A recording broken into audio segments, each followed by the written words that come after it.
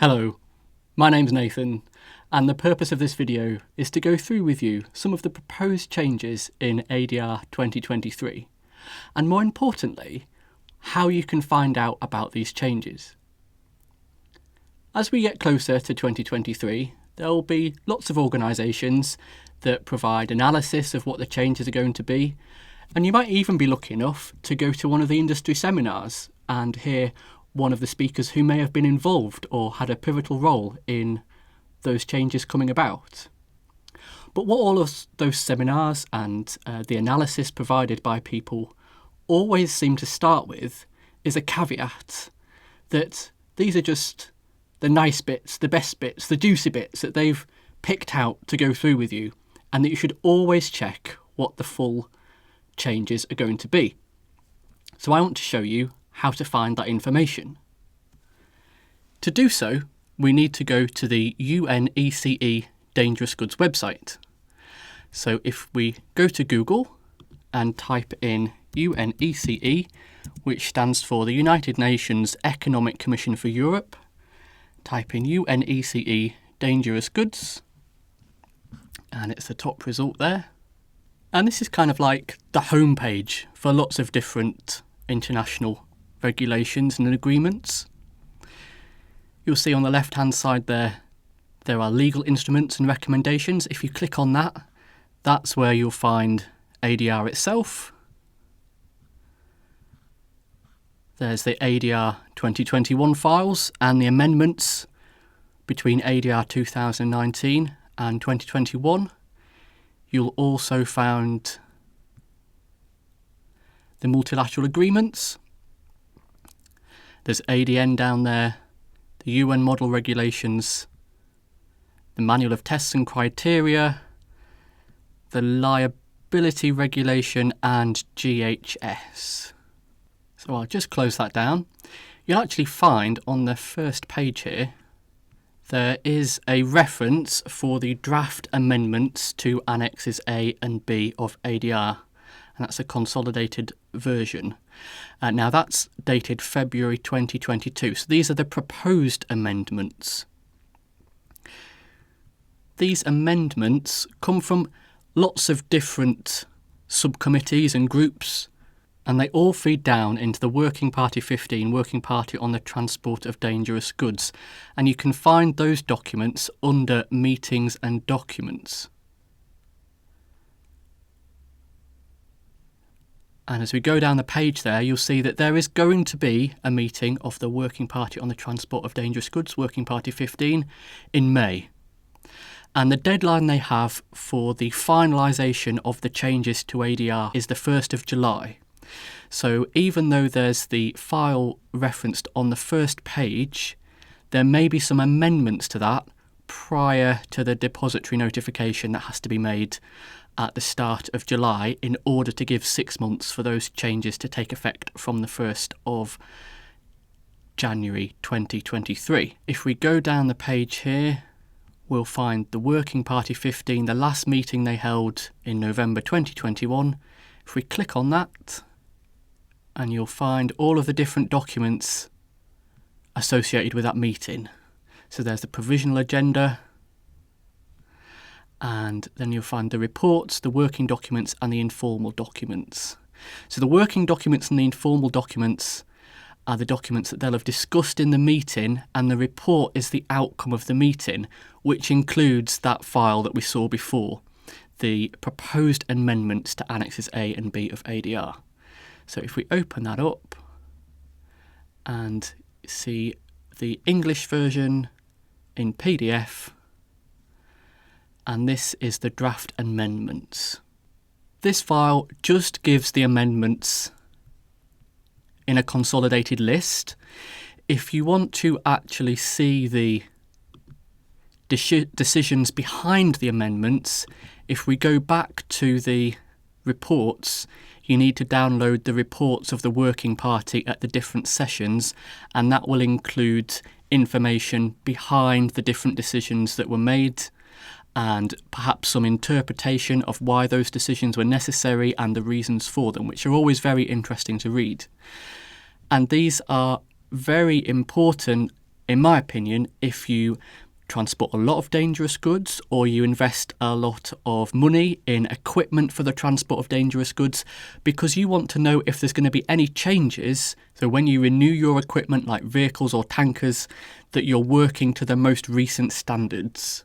So here's an example of one of the reports from the Working Party, and you'll see there's a contents page at the start, and that covers all of the different discussions and decisions they will have made and the background behind them, which will then reference back to the working documents and the informal documents. A few amendments of note. We have some amendments for pressure receptacles, authorised by the United States of America Department of Transportation, and this allows pressure receptacles to be transported within ADR contracting countries, subject to the provisions given there.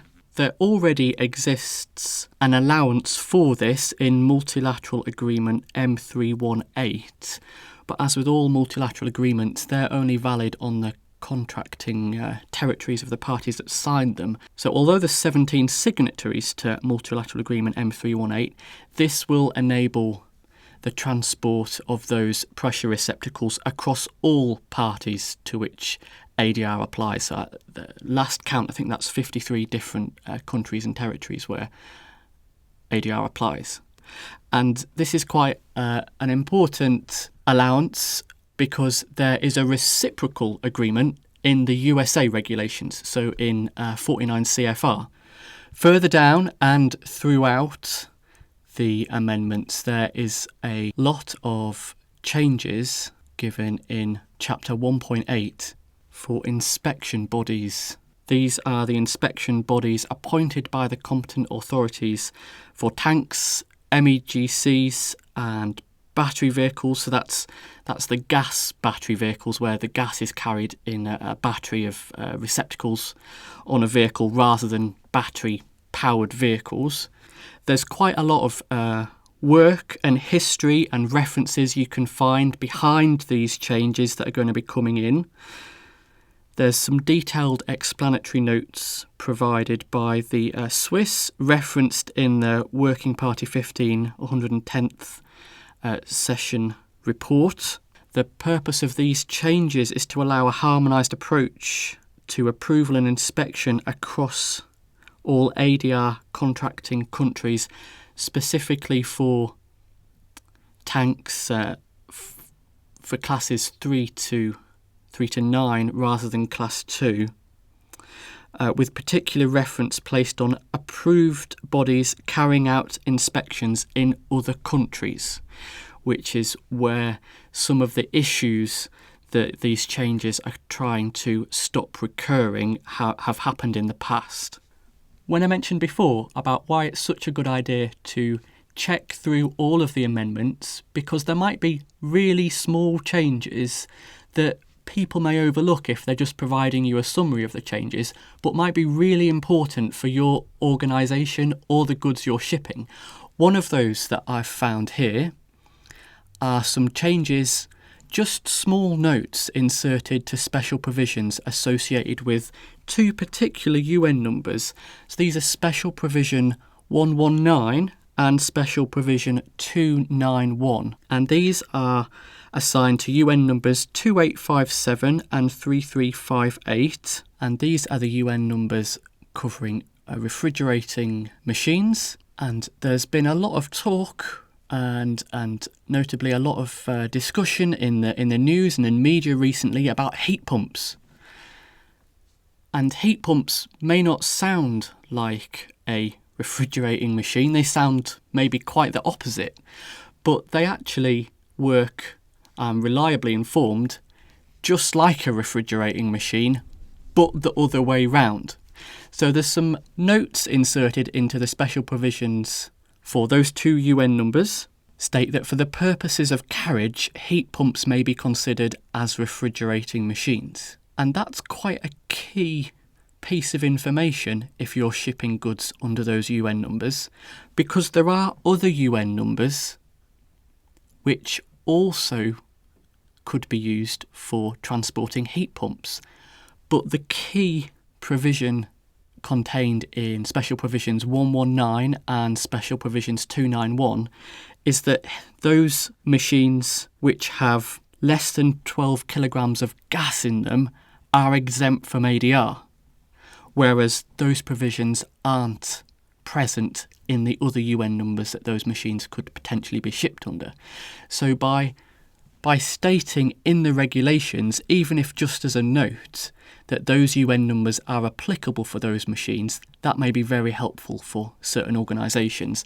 And it then gives confidence for people in the supply chain, for freight forwarders, that the correct UN entry is being used to ship those machines, and that such a wide-reaching exemption, such as exempting them from ADR, is appropriate.